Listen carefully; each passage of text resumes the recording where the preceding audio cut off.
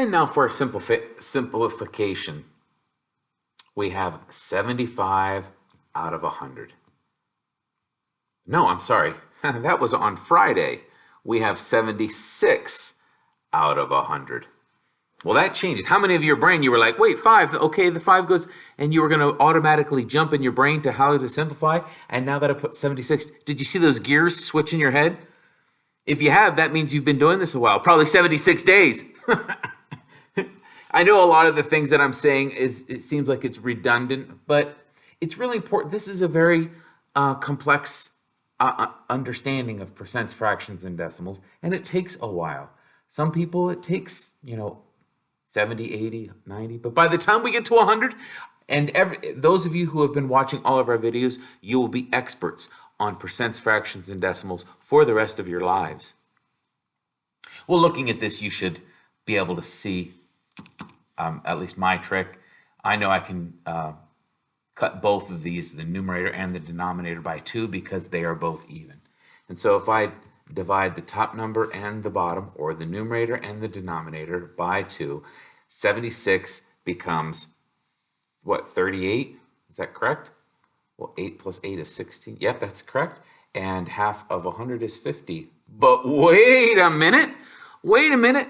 I know that 38 is even, and so is 50. So that means I can cut or divide both the numerator and the denominator by 2 again.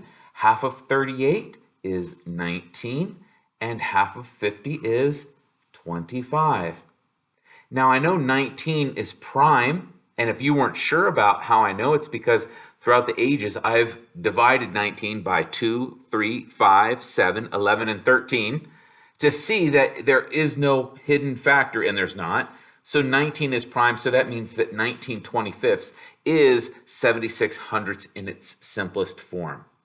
But going back to our vocabulary words, hidden underneath here is our greatest common factor.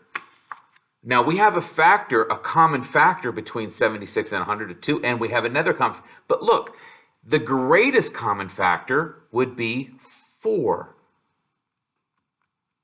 Because I could divide both of those, and that's the largest number, the greatest number. I could divide both the numerator and the denominator. Now I kind of do a mental cheat, so by cutting it in half, because my mind doesn't go right to dividing by 4. But if they would ever ask you what the greatest common factor of 2, and you did it my way, just multiply the 2's, so you would end up coming with your greatest common factor. We'll work on that a little bit more. So anyway, this what we have done here is we would take and we divided it by 4, the whole. So 100 divided by 4, and now I have 4 equal groups of 25. Can you see that? And in each group of 25, I would have 5, 10, 15, 19. So all of this would be 19 25ths, right there. This is the same ratio as this. It's just in its simplest form. Okay.